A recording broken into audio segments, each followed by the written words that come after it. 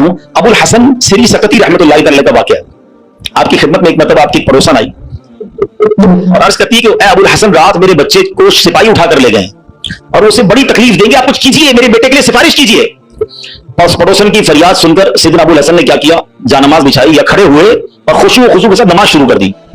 अब पड़ोसन कह रही मैं इनसे सिफारिश कराने नहीं हूं, बच्चा मेरा जेल में है, पता नहीं कितनी पिटाई करेंगे उसकी, और ये हजरत नमाज पढ़ने लग गए। अच्छा नमाज भी आपने बड़ी तवील ना मजेदार खुशू से पढ़ रहे हैं। अच्छा जब काफी देर हो गई ना तो वो औरत कहती है हजरत जल्दी करें, मेरे बच्चे को कैद में डाला हुआ है वो और उसकी तकलीफ पहुंचाएंगे। आपने जल्दी नहीं किया, आपने सुकून से नमाज पढ़ी और जब नमाज से सलाम फेरा ना तो कहा मेरी बहन तुम्हारा ही तो मामला हल करवा रहा था, तुम्हारा मसला ही तो हल कर रहा था। अभी आपने कहा तो पड़ोसन भागती हुई उसकी बच्ची भागती गई, अम्मी घर आ जाए, भाई आ गया वापस, बेटा घर आ गया। आपने कहा मैं वही तो मसला हल कर रहा था, जिधर से हल होना है उधर आपने रुजू कर लिया। ये तरीका बता दिया हमें। प्रॉब्लम होना वजू करें और 2 रकअत सलातुल हाजात पढ़ें। हाँ अल्लाह के पास, या अल्लाह तेरी बारगाह में आ गया हूं, जो प्रॉब्लम है, आपकी रिपोर्ट गलत आ गई है, आपकी डॉक्टर कहता है प्रॉब्लम है, आपको जनाब कोई कर्जे का मसला आ गया है, कोई भी प्रॉब्लम, माल खराब हो गया है, 2 रकअत पढ़े। किसी के पास पहले ना जाओ, पहले अल्लाह के पास। अल्लाह भेजेगा आपको, अल्लाह आपके पास रास्ते बनाएगा। आप इंशाअल्लाह नमाज पढ़ें, अल्लाह को पुकारें, आपको इंशाअल्लाह ऐसा रास्ता सुझाई देगा कि काम सारे सीधे हो जाएंगे। हम पहले कहीं और जाते हैं, हम रब के पास क्यों नहीं जाते? हम सब के पास जाते हैं, हम रब के पास नहीं जाते। हम सब पर भरोसा करते हैं, हम रब पर भरोसा नहीं करते। आज के इस बयान में एक बात सीख कर जाना है कि मेरी मुश्किलों को हल करने वाला कौन है। जोर से बोलो ना, एक बार और बोलो। परेशानी दूर करने वाला कौन है? बीमारी दूर करने वाला कौन है?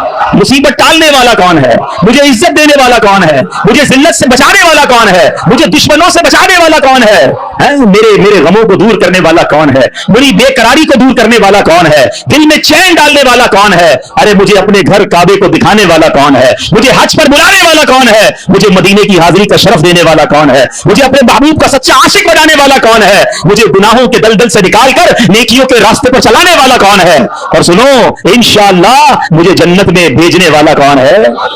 तो जब सब देना उसने है, सब मिलना उससे है, फिर क्यों जाते हो इधर? उसका दर थाम लो, उससे मोहब्बत करो, उस पर यकीन करो और उससे पुकारो।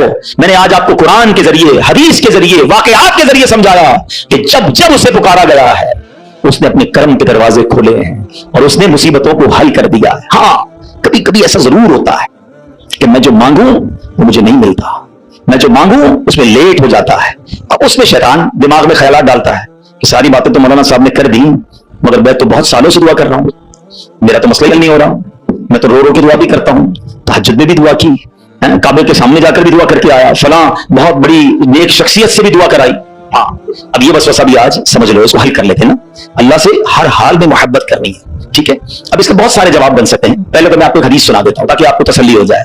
हदीस पाक में आता है जिसका मजमून है कि जब कोई फाजिर, फासिक, गुनाहगार, काफिर अल्लाह को पुकारता है ना तो अल्लाह फरिश्तों को फरमाता है इसका काम जल्दी कर दो, मुझे इसकी आवाज पसंद नहीं आ रही है। और जब कोई अल्लाह का प्यारा उसे पुकारता है ना, अल्लाह फरिश्तों से फरमाता है अभी इसका काम ना करना, इसको और पुकारने दो, मुझे इसका पुकारना पसंद आ रहा है। सच बताओ ना, मैं मांगू और मुझे मिल जाए ये अच्छा है, या कभी जिंदगी में तो कोई एक ऐसी दुआ कर लूं कि अल्लाह जिब्रील से फरमाए क्या जिब्रील इसका काम न करना, इसको और पुकारने दो, इसको और गिड़गिड़ाने दो, मुझे इसका गिड़गिड़ाना पसंद आ रहा है। मेरी तो जिंदगी वसूल हो गई ना कि मेरा पुकारना अगर रब को पसंद आ रहा है तो मुझे और क्या चाहिए। वो पंजाबी शायर कहते थे जे सोना मेरे दुख में राजी, मैं सुख नू चुल्ले पावा, फिर मुझे करना क्या है सुख को अगर मेरा मालिक मेरे दुख में राजी है। अरे रब राजी है तो सब राजी है। पहले तो ये यकीन लाओ ना अपने अंदर। फिर दूसरी बात, चलो लॉजिकली एक तो हदीस सुना दी, ताखीर में बावेला ना किया करो, क्या मालूम तुम्हारे लिए अल्लाह की तरफ से कुछ और इससे अच्छा लिखा हो।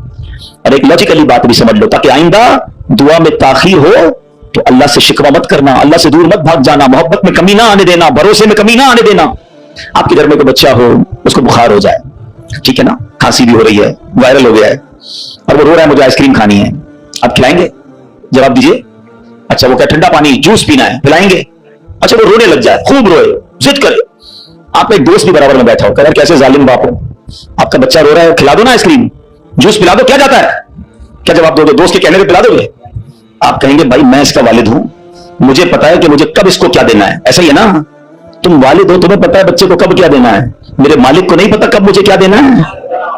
मैं रो रहा हूं नहीं दे रहा, मैं गिड़गिड़ा रहा हूं नहीं दे रहा, मैं इल्तिजा कर रहा हूं नहीं दे रहा। अरे मान लो ना कि अगर वो नहीं दे रहा तो यही मेरे लिए बेहतर है।